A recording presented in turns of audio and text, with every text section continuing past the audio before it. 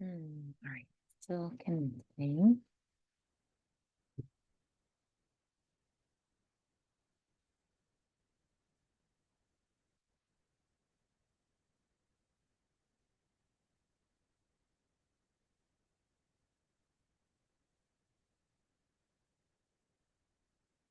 Hmm. Oh, there we go. Hi, MacArthur. Can you hear me now? It took it a moment to get your audio connected for some reason.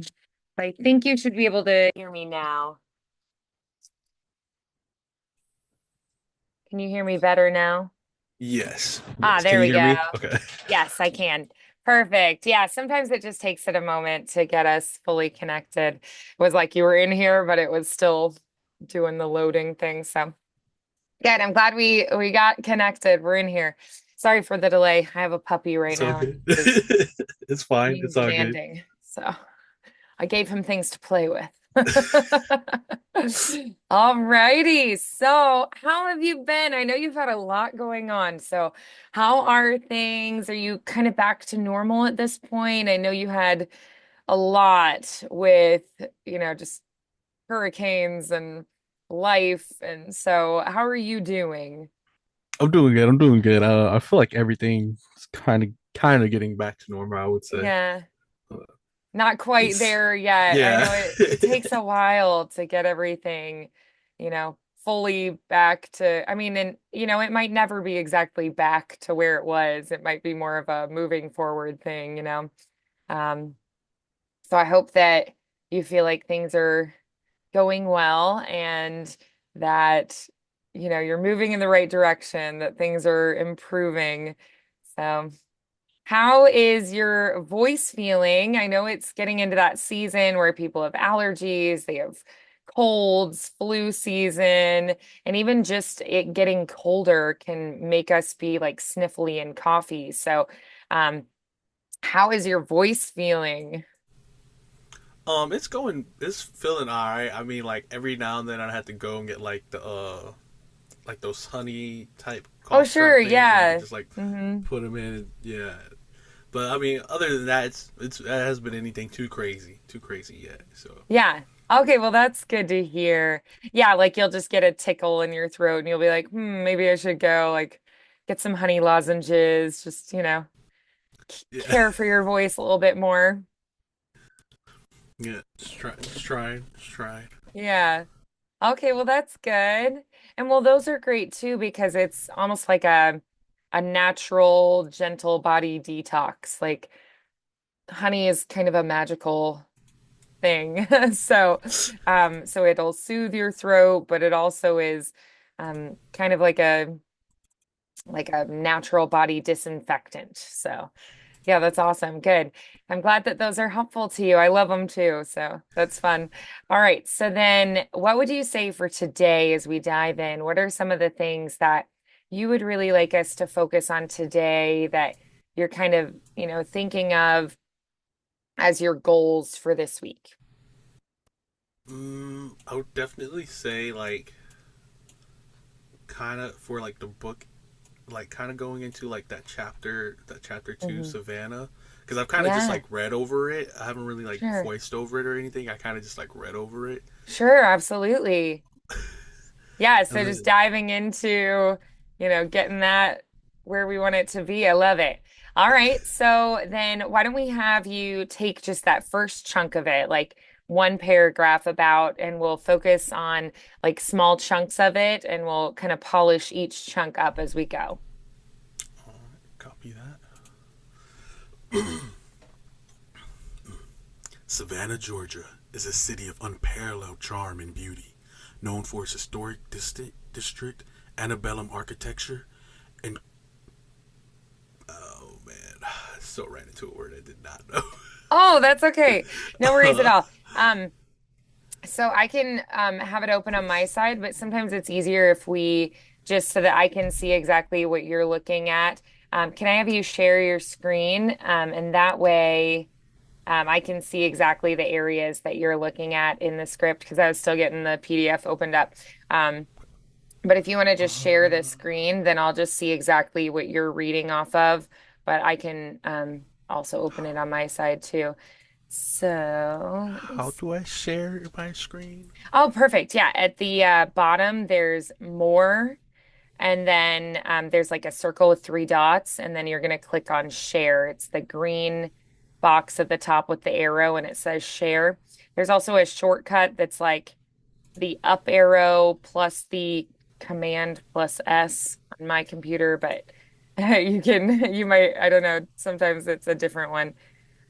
But So I'm at more, but it yeah. has like captions, record, docs, notes, whiteboard, and then result to default. Oh, interesting. Yeah. So yours looks a little bit different than mine. That happens for sure. Um, oh, whoops. I opened just the cover art, not the full book. So bear with me for a moment. Wait, I think I did it. Are you seeing my screen at all, or am I not? Oh, hold on. Yeah. I am. Perfect. Yes, I am. Excellent. Yeah, that way I can just see exactly what you're looking at. Oh, weird. This is quintessential. Am I saying that right? Quintessential. Yes. Quintessential. Okay. Yeah, Quintessential. I definitely looked at that. It was like, oh yeah, I was Right, like, trying to make sure that you've uh, got the correct. quintessential. All right, I'll start back from the top. Beneath this. Wait, yeah, let me. Is this gentle? Like get Genteel. genteel? Okay. Genteel exterior. Hauntingly rich history with the past.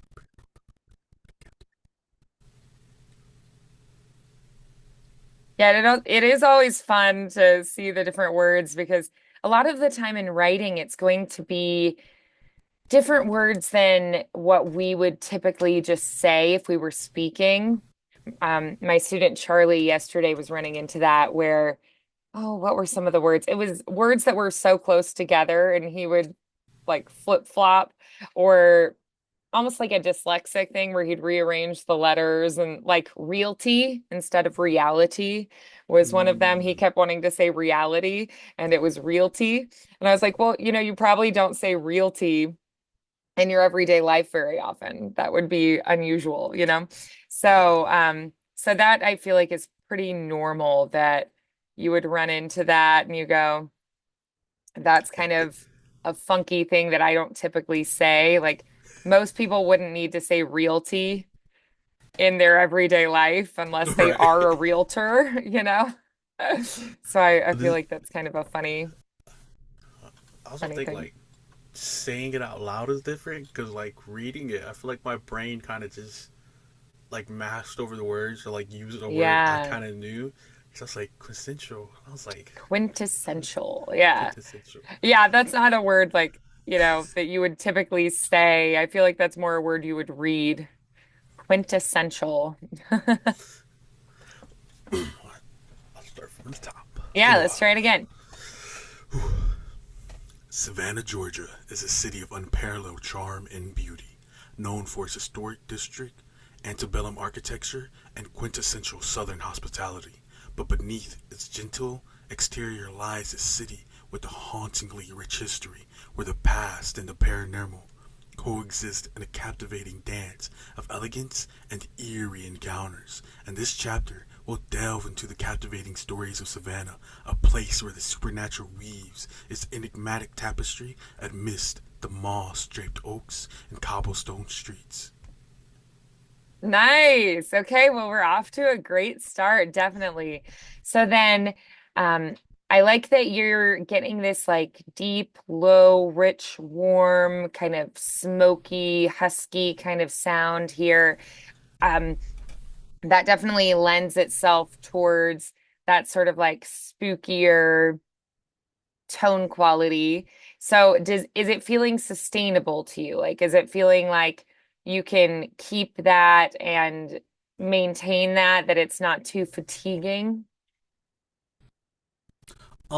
Yeah, most definitely. Especially since it's not like I have to read all of it at one time. I can kind of like pause the recording, Hmm. take a bit of a break, and then come back to it. Yeah. But like what most definitely helped were the videos that you sent. I Oh, forgot which good. one it was. Yeah. But it was like a guy was like, yeah, if you get closer to the mic, it makes the voice sound a little bit more like I guess like more scarier. And then the guy, there's a guy that was like, yeah, when I try to sound tough, I like puff up my chest. So he's like, even like things that Nice. you do physically when you're recording like helps. And so I was Hmm. like, oh okay. Then like one guy was like to get like a more creepier voice, like go as low you can go, and then try to go a little bit lower than that, and it'll have like that Mm. like I guess gruffy growlness to it. And I was like, oh Yeah. okay. So Yep, we like get some that of that vocal like fry engaged. Yeah. yeah. Oh, So like that's some of those fun. videos were definitely helpful, and I was like, all right, let me Yeah. just so Yeah, learning about mic techniques is really helpful as well. One of my students, she had been just sort of practicing using her voice in the room, like just with me, just practicing, and she was doing really well. But I was like, you really need to start practicing with a mic. Um, so in the next session, I was like, okay, we're gonna use a mic. So in her last session on Saturday, we used a mic, and I definitely think that's helpful. Like at first it was really weird for her, and then hearing herself in that new way, like hearing herself coming back through, because you record and then there's that slight delay where you hear yourself in your headphones and whatnot, like it's a totally different feel. So practicing actually, using microphones and the different mic techniques and how close or far away should I be, and hearing yourself through the headphones or through a monitor, it's such a different experience. And so you oh yeah, really have to be practicing with those things. And that's going to totally change your experience as a voice actor. So it definitely is important. And you have to remember too, things like, okay, I have to just like stick to my guns and keep going. You can't really be like listening to yourself and analyzing and trying to correct in the moment, because it's like by the time you hear it, it's already gone. So you just have to kind of right. like go with your gut and just run with it, and then if you want to change something, you have to go back and do it again. So I really love to hear that you are taking those notes to heart, and you're like, okay, I'm going to try that. I'm going to incorporate this one. And then also the physical changes too. I love that um, the posturing really can make a difference in the sound.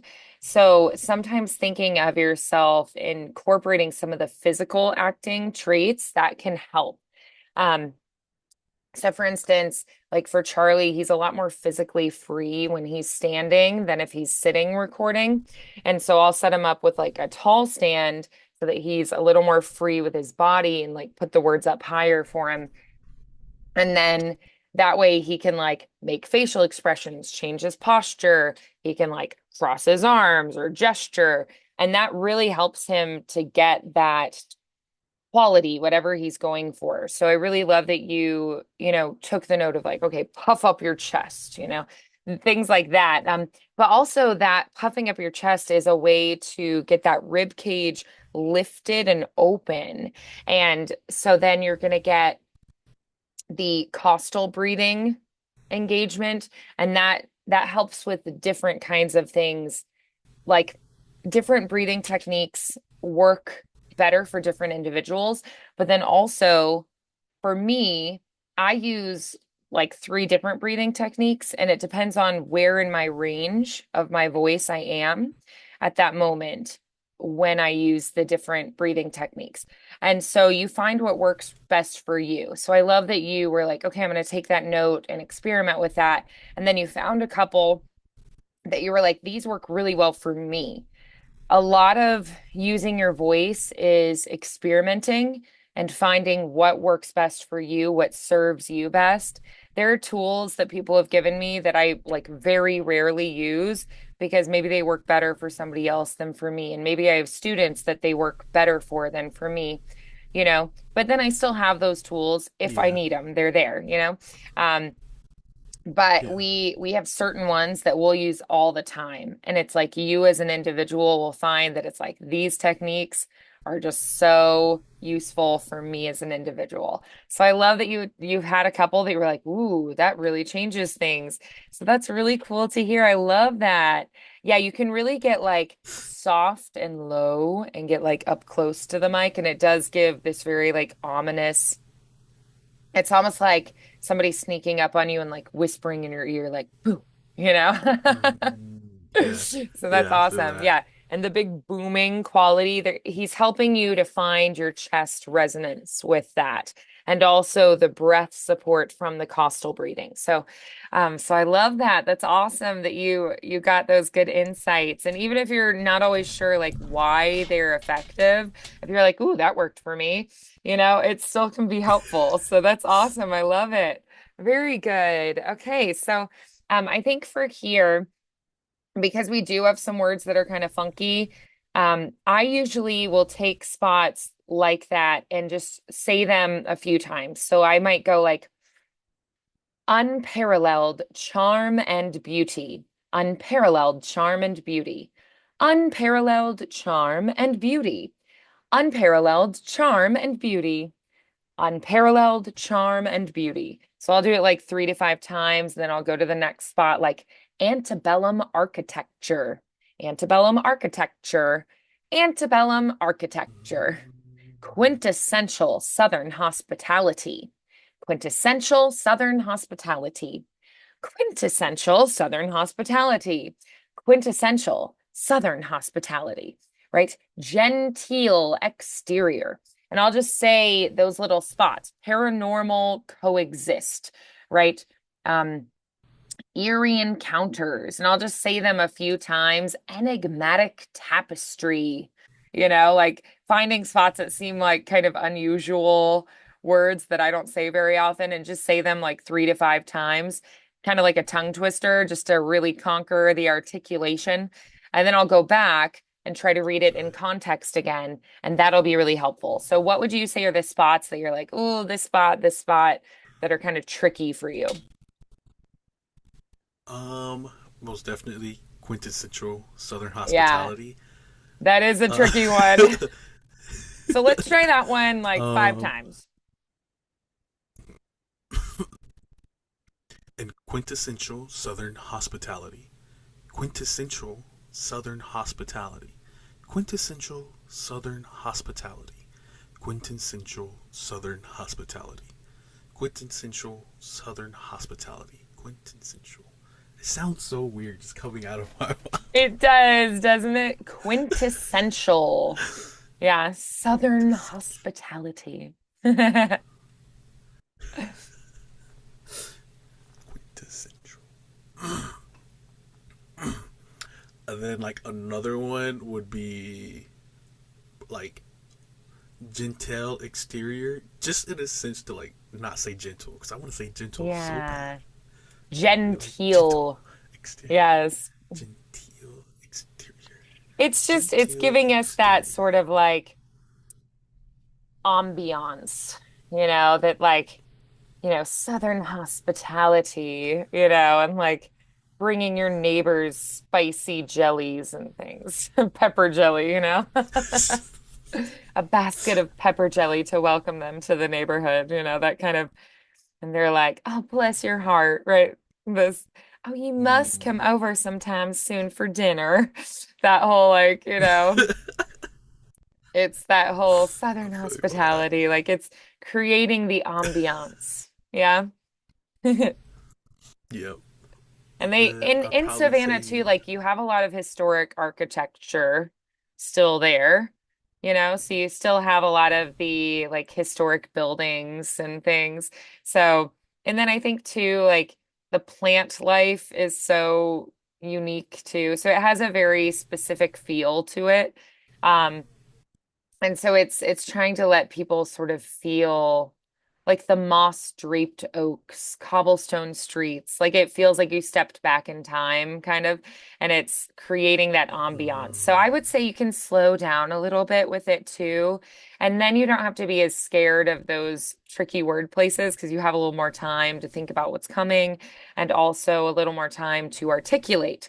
So just slow it down a little bit, let it breathe. It's kind of that like, in the deep south, it's like in the afternoon, everyone takes a nap because there's literally nothing you can do. You step outside and you're like, I can't even breathe because of this humidity and heat. Like you feel like you stepped into like a right, very warm cloud and you're like, must go inside, put a fan on, get me sweet tea or lemonade on ice, right? And you're like fanning yourself, right? Yeah. Um, so it's creating that world that people can, step into it without actually having been there. So slowing it Right. down, letting it draw out a little bit more. Yeah. Gotcha. Gotcha. Okay.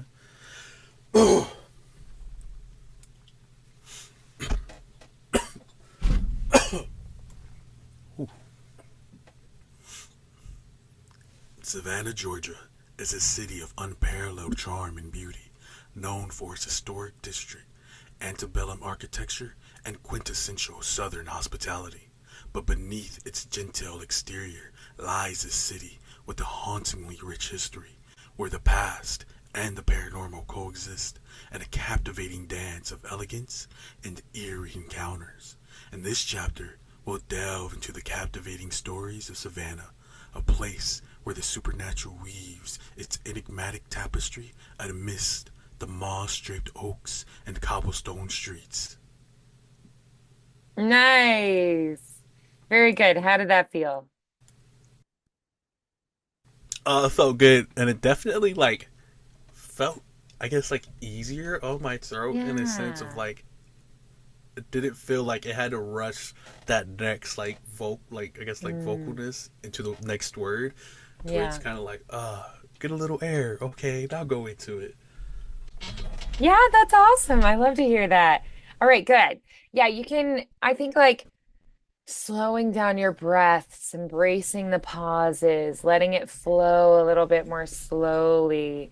Those are all things that are going to help you to get that feel of the, southern Savannah world, but then also it gives you more time to really perfect what you're trying to say. So I think that's going to be really helpful. That was great. Okay, so then let's go ahead and try it one more time. And let's do it like if you were going to record this time. So performance ready. Copy that. Copy that.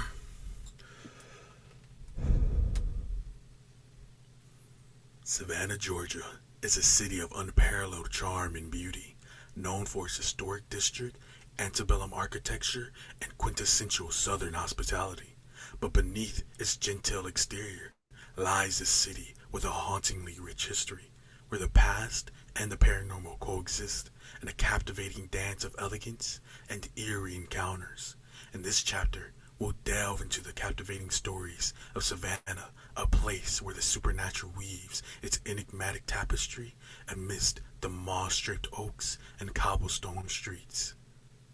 Nice. Good. All right. What did you think of that take? It felt good. It felt good. That's It awesome. was Yeah, I thought it sounded really good too. So I definitely think it's on the right track for sure. So I feel like, if you recorded it just like that, honestly, I'd be happy with that. But I also feel like if you practice it a couple more times, you'll feel even more solid with it and it'll be just flowing and you'll just feel really comfortable with it. So let's go ahead and go to the next chunk there, the next paragraph. that's this Mercer, right? Mercer Williams. Yes. Am I saying that name right? Okay, all right. Mercer Williams All right. house. Yes. And when in doubt, I just go Google it. But yeah, it's Mercer Williams. You're right. Feel you on that. Feel you on that. The Mercer Williams house. Midnight in the garden. Our journey into Vanna's ghostly secrets begins with a visit to the Mercer Williams house, made famous in John Burnett's best-selling book, Midnight in the Garden of Good and Evil. The grand mansion, designed by noted architecture John S. Norris in the 19th century, is renowned not only for its architectural beauty, but for the enigmatic spirits that are said to reside within its walls. As we explore the Mercer Williams house, we'll unravel the mysteries of the Mercer family, the tragic story of Jim Williams, and the unexplained phenomenon that have been reported by those who have crossed the threshold. Ghostly apparitions, eerie footsteps, and the lingering sense of the past have made this mansion a focal point for Savannah's spectral tales. Very nice. Good. How did that feel? It felt good. It felt good. I definitely was like, I think like the last paragraph, like the last three sentences, for some reason, I was like not able to find the next line. Like I got Oh, to like threshold and I yeah. was like, okay, wait, is it Ghostly? Oh, wait, Williams? No, I just said Williams. Ghostly. And I had to like that was like going through You my needed a mind really moment to fast. Yeah. process. Yeah. I That's where was slowing like, it down can really help, that you just slow it down and you're like, okay, I have a little bit more time to mentally process where I am and what's coming. Yeah. and then like the tail end of like that sentence again, like where's like this mansion's a focal point for Savannah spectral tales. For some reason, like those words were like getting all mixed up in like my head, and I was like, Yeah. yeah. It's like, oh Right. man. You're like, wait a minute. I do that sometimes too, and it just means you got to practice it a little bit more because you're kind of second guessing yourself in the moment. You're like, wait a minute, is that what I think it is? Is it different? Yeah. So then you have to go back, do it again. So you're definitely not alone in that though. Alrighty. So then let's go ahead and try that section again, particularly because of, what you just said, that it's like we just need to practice it a little bit more. Copy that. Copy that. Dang. See, like right now, I feel like I should have bought some more of those honey things. Oh, yeah, sometimes too earlier in the day, it can take a little bit longer for your body to kind of like get fully warmed up, and hydrating is going to be really important when you wake up first thing in the morning.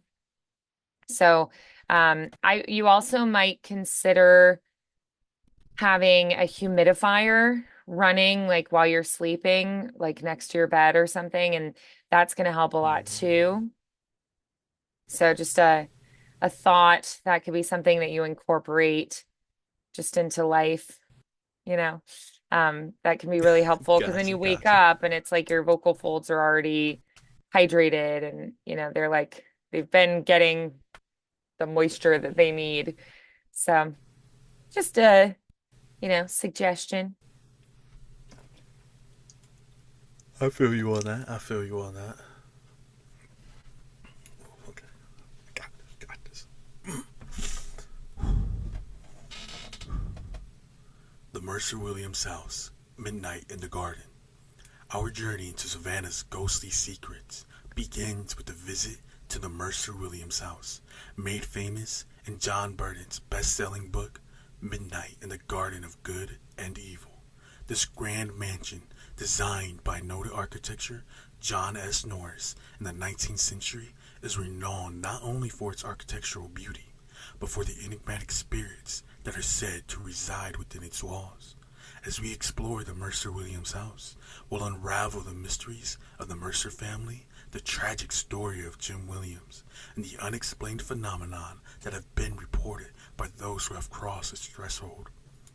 Ghostly apparitions, eerie footsteps, and a lingering sense of the past have made this mansion a focal point for Savannah's spectral tales. Good. One thing I was going to say, it should be Cross renowned. threshold. Oh, I think you gotcha. said Okay. like known instead. It should be noun, renown. So that was Renowned. one Okay. comment. Gotcha. Yeah. And then, Crossed its I mean, threshold. otherwise I thought it was pretty well done. So how did you feel about that take? Uh, I felt good about it. The only part that like tricked me up for Sure, some yeah. reason, it's like it's kind of like the same place last time, but like crossed its threshold for some reason. I cannot get those words out. Like while I'm Ah, like yeah. reading it, crossed its threshold. Reported by those who Crossed have crossed its its threshold. threshold. Yeah, try putting a little glottal strike on its, crossed its threshold. crossed Kind of its separate the threshold. D and then it's. Those who have crossed its Those who have crossed its threshold. Hmm. Those who have crossed its threshold. Threshold. Those who have crossed its threshold. Yeah, but other than like those three words, I felt pretty good. Like I definitely felt myself start really fast, and then like when I got to like Yeah. secrets begins with a visit, I was like, okay, let me slow it down because I had Yeah. blown past like the bolded words and those words. I was like, oh, let me just pull it back a little bit. Right. That you're like, whoo, I'm just blowing through Yeah. here. Yeah. Yeah, I do that too sometimes where I just start to sort of escalate and it just snowballs out of control. So, yeah, you can kind of rein yourself back in a little bit, but you can also just kind of go back and start again if you feel yourself just really, you know, start just flying. I feel you on that. I feel you on that. All right, so let's go ahead. We're going to try it again and we're going to start at a slower tempo. Try to breathe through your nose this time because that'll help you with slowing it down. All right.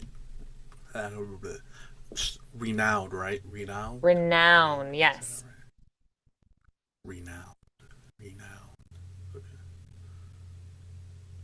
Renowned. Okay.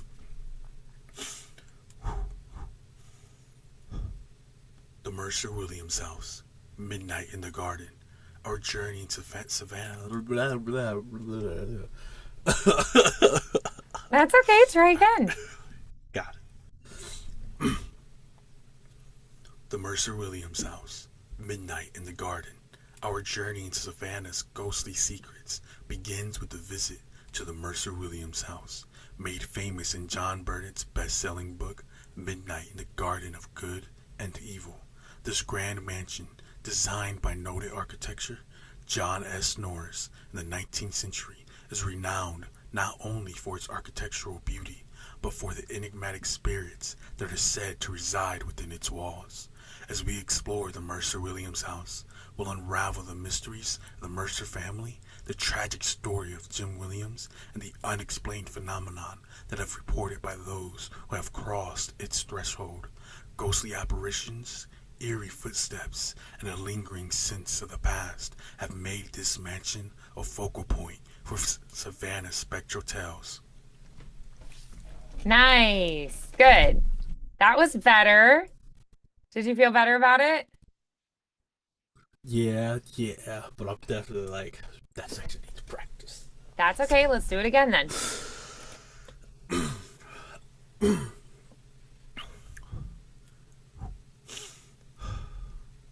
The Mercer Williams house. Midnight in the garden. Our journey into Savannah's ghostly secrets begins with the visit to the Mercer Williams house. Made famous in John Burnett's best-selling book, Midnight in the Garden of Good and Evil.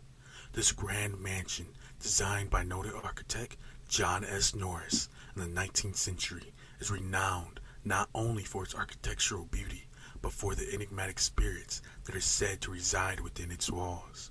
As we explore the Mercer Williams house, we'll unravel the mysteries of the Mercer family, the tragic story of Jim Williams, and the unexplained phenomenon that have been reported by those who have crossed its threshold. Ghostly apparitions, eerie footsteps, and a lingering sense of the past have made this mansion a focal point for Savannah's spectral tales. Nice. Good. How'd that feel? That one felt the best out of them. Oh, for sure. Yeah, that definitely was improved. Yeah, so sometimes it's just you got to practice it more. And there's nothing wrong with that. And you're like, okay, I just have to practice more. So my way that I approach, I typically go through it and I practice it to the point that I feel comfortable and I'm like, okay, I don't think I'm gonna like stumble over anything, that it can flow. Mm, And then I usually do 3 takes that I record. And in those 3 takes, I try to do something a little bit different with each take. And then I go through and I pick the one that I like the best. And usually it's the last Mm, one because I've practiced the most and I've really refined what it is that I want to be hearing and, doing at that point. So that's gotcha, usually how I gotcha. do it. I practice to the point that it's like I feel like I could go into a live audition and do it and it would flow and it would, I wouldn't stumble. Like I feel pretty darn confident with it by the time I stop, by the time I am done Right. practicing and I go into record mode and then I do it 3 times and then I just pick my favorite of those is what I do. I'm not saying you have to do what I do, but just so you have a frame of reference of what I usually do. Um, okay, so then let's go ahead and we're going to try. Um, let's do it again. What is one thing that you would change about it on the next take? That you're like, I would do this differently or Mm, better if I could. so like, definitely go slower, Hmm. but and also with like, man, how would you? Because like um, it feels not robotic, but like at least like when I'm saying it, it feels like not robotic, but not like um I guess like the word. No, there's a different word for it, but like I guess emphasis on some of it is like it Ah, feels like I'm just emphasis. kind of Yeah. like saying saying it to you in a sense, if Right. that makes sense. So having stronger points of view is going to help with that. So let's look through and basically all the people, places, and things. You're going to think about, okay, how do I feel about these people, places, and things? Right? So what are a few of those that stand out to you that you're like, I should have like a true perspective on this, like an idea of how I feel about these people, places, and things. Um, so like I would say like beginning down would definitely be like um the architecture, I guess, like the way it's Hmm. like, oh, it's like it was built by this renowned architecture, like Yes, architect. So like right. I'm like I feel like that has to be like, oh, like this dude was like the guy. This haunted mansion was built by the guy, Hmm. and then I would also like would want when it talks about the family, like towards the end, how it talks about the Mercer family, but also the tragic Hmm. story of John Williams and like the Right. mysteries behind that and the unexplained phenomenon behind that. Hmm. Love that. Yes. Good. So then it's like you have this great respect, right? And then later it's like on the second one, it's more like, oh, there are all these mysteries. We don't know what happened to them, and so making it sound really Right. mysterious and like, ooh, like what did happen to them? We may never know, you know? Right. Yeah, good. All right, love it.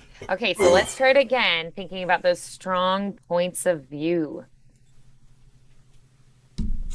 Okay. The Mercer Williams house, midnight in the garden. Our journey into Savannah's ghostly secrets begins with a visit to the Mercer Williams house, made famous in John Burnott's best-selling book, Midnight in the Garden of Good and Evil. This grand mansion, designed by noted architect John S. Norris in the 19th century, is renowned not only for its architectural beauty, but for the enigmatic spirits that are said to reside within its walls. As we explore the Mercer Williams house, we'll unravel the mysteries of the Mercer family, the tragic story of Jim Williams, and the unexplained phenomenon that have been reported by those who have crossed its threshold. Ghostly apparitions, Eerie footsteps and a lingering sense of the past have made this mansion a focal point for Savannah spectral tales. Nice. Good. Did you feel better about it that time? Yeah, yeah. Yeah, I thought it was better too. Let's try it one more time. And those descriptive words really try to make your voice sound like what they mean. So, like if you say soft, make your voice sound soft. If you say creepy, like make your voice sound creepy. So, whatever, descriptive words you have, make your voice sound like what that descriptive word means. Okay.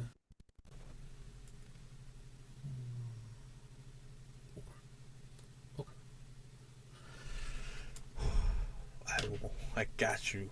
I will try my best to do that. Okay.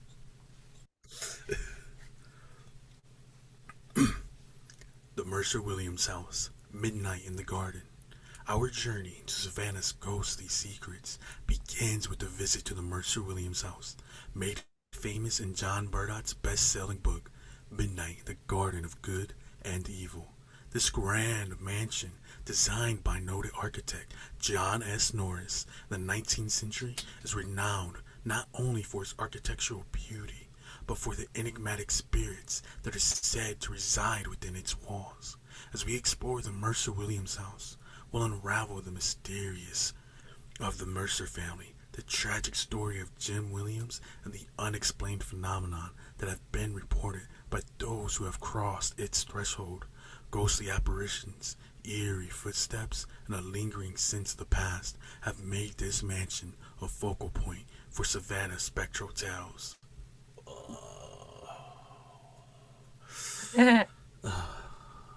Okay, that was pretty good. How'd you feel about it? It felt good, but like I definitely like when I was like trying to like describe like those like descriptive words, like make my voice Mhm. into those descriptive words, I would definitely felt myself like losing it, if that makes Sure. sense. Like when I was like with mysterious and like grand, like I was like, oh, and like beauty, and I was like, and like I definitely know it's gonna like be able to take practice, like make, I guess like make my voice sound like those descriptive words in a sense, Yeah. and then like Right. try to like pull myself back into like being like that like scarier, not scarier, but like that Yeah. deep, more like yeah, scarier, like creepy in a sense voice of like the regular sounding for this book in a Right. sense. Yeah, absolutely. Okay, good. So then, um,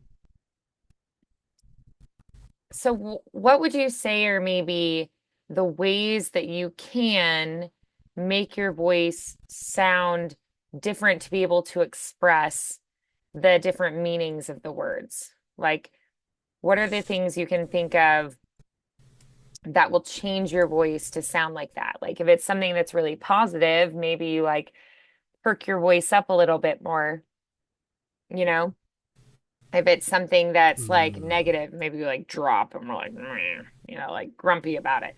So, what are the things that you can think of that you're like, okay, these are the things I would try to do to give my voice more of this quality, like maybe being more smooth, being more punchy, like thinking about those things that you can do that are going to change the voice effect.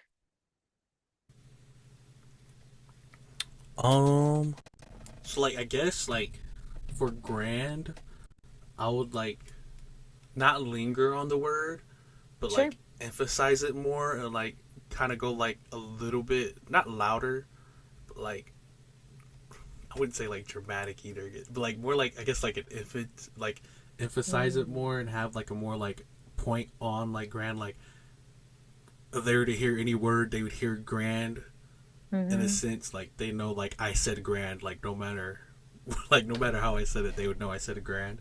And then like Yeah. with beauty, like beauty I would want to like linger on that word and say it like just a little bit more softer, so in a sense like they understand that like the Mhm. architecture of that thing was like beautiful beyond measure. Yes. Like something like that, like with like a more softer tone, but like linger in the word Yeah. beauty, so they know, like, oh, like this guy was him. Like when he made something, like it was beyond beautiful. Like his architectural style within the 19th century is like what you wanted to look at and like gaze at when you walk past it. Right. And then like with the mysterious, like kind of have like that, not, it would like linger on it, but it would linger on it with like a not like in a soft kind of tone, but more of like a creepier, like mysterious, like just Right. like, oh, like something's happened with this family and you just don't know Hmm. what it is. And Yeah. then like and then like eerie would be like, in a sense, like I guess like the tone I have with it would be, would I would kind of go with eerie, but I would want it to like kind of like just drop it a little bit, like just a little Sure. bit more, and have it like that, like a gruff like pop to it in a sense. Yeah. Yeah, absolutely. I love it. Yeah. So I like to really define for myself what it is that I want to do with different voices, particularly if I have to keep track of like a whole bunch of characters, for instance. And so that can help me to really stay on track and know exactly what it is I'm doing with each of those voices. Yeah. Nice.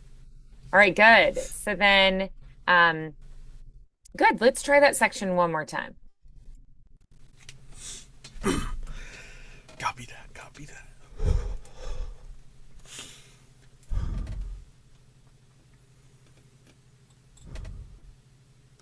The Mercer Williams house. Midnight in the garden.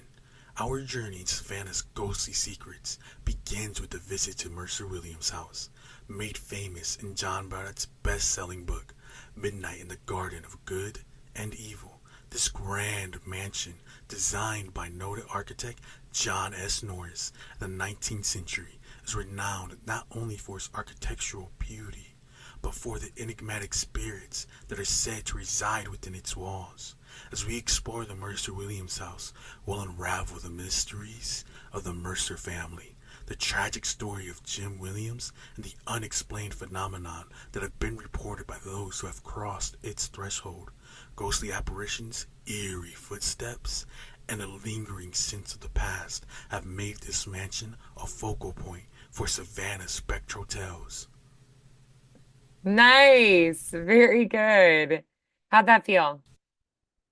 It felt good. It definitely felt good. I felt better knowing like which words I really wanted to hit and how I wanted to hit Mhm. them, in a Yeah. sense. And like just like knowing that, like kind of like it, I guess, eases my mind in a sense a little bit. Like, hey, Hmm. this word's coming up, like Grant's coming up right after I say the title. Like, okay, Right. when you say Grant, you gotta like pop it, linger into it, make it big. So Hmm. like just kind of knowing like which words, and then like knowing what comes before those words, like kind of Yeah. feels good, like for my brain. So I definitely just feel like just like practicing it more. Yeah. It would definitely like those like that the voice will kind of like be able to like smoothly transition like with my Right. other voice with it. Yes. Excellent. Very good. Okay. So then, wonderful. Um, good. So I'm really happy with that spot. Let's go ahead and do one more chunk of it. Colonial Park Cemetery, Tales of Restless Spirits. Did I say that right? Yes. Okay, for some reason, Restless spirits. Yes. I don't know why I felt like I said that wrong, man. Okay. Colonial Park Cemetery, Tales of Restless Spirits. Colonial Park Cemetery, located in the heart of Savannah's historic district, is a place where the dead rest beneath ancient oak trees, surrounded by historic. Blah. I don't know why I messed up on that. Okay. Surrounded. Surrounded by historic markers and aged tombstones. But it's not a place of eternal peace. Rather, it is said to be resting ground for restless spirits. We'll delve into the history the cemetery, which dates back to the 18th century, and explore the tales of spectral encounters that visitors have reported, from phantom figures wandering among the graves to inexplicable sounds and eerie sensations. Colonial Park Cemetery serves as a stark reminder that the line between the living and the dead in Savannah is often blurred. Nice. That was creepy. Love it. All right. So, what did you think of that take? It felt good after I got my words under me, Yeah. but it felt good. It felt good. It's definitely Nice. like it's crazy because like trying to I guess like change my voice for like descriptive words for like the section before, I'm like Hmm. noticing words that I like want to try that on this one, and I'm like, oh, that's weird. Hmm. I've just never looked at it like that before. So, Yes. Nice. Okay, good. So a lot of positives here. Um, so what would you say are your key takeaways? The things that you're like, okay, I have to remember these things. definitely slow it down. Hmm. I feel like I'm always taking that because I don't know, like I just feel like I read through everything like really, really, really fast. Yeah. Um, I would definitely say the descriptive words because I like that's to me that's just kind of like really cool in my head. Like I Hmm. feel like being able being able to like nail that down would like Yeah. definitely change how like if, instead of somebody reading it like would change how somebody's hearing it in a sense. It's like Yeah. being able to like change your voice for those descriptive words. Like I feel like people would like they would like lean into like, oh, what is he about to say, or like they would lean into like, Hmm. oh, wait, let me go back, what was said before that word in a sense. So Yeah. I feel like that's a pretty big takeaway for that one. Right. And then like other than that, just kind of like how you just like practice, and then Yeah. I I really know. That's not like the everyone's favorite thing to rapport. hear, but it works. Yeah. I mean, just like again, like just doing like this, like this practice, like doing it for an hour, like it Hmm. was nice. Like just kind of knowing, like, oh, okay, like the videos that you did send me, and the things I took from those videos are helping it. So like that, Yeah. like really, like really has like my brain kind of like, okay, yeah, we can do this. All right, let's go this way, kind of Oh, I type, love like that. flowing. So Yeah, it's that's really empowering, isn't cool. it? To be like, I have a plan. I know what to do. Yeah. Yeah. And two, going like, oh, I can do this. Like they can do it and I can do it too. Like this is possible, because I think sometimes we're like, oh, I can't do that. Like there's no way. And it's it's not like a mysterious magical thing that only a select few can learn to do. It's a skill that you can develop. So I love that you've got that mentality and you're like, all right, I'm gonna learn to do it. I'm gonna get it. So that's awesome. I'm glad that it was encouraging and empowering for you. That's the Or, point. or Love it. All right. Well, wonderful work today, MacArthur. Keep up the great work, and I will see you soon, okay? all right. All right. Bye, MacArthur. Bye.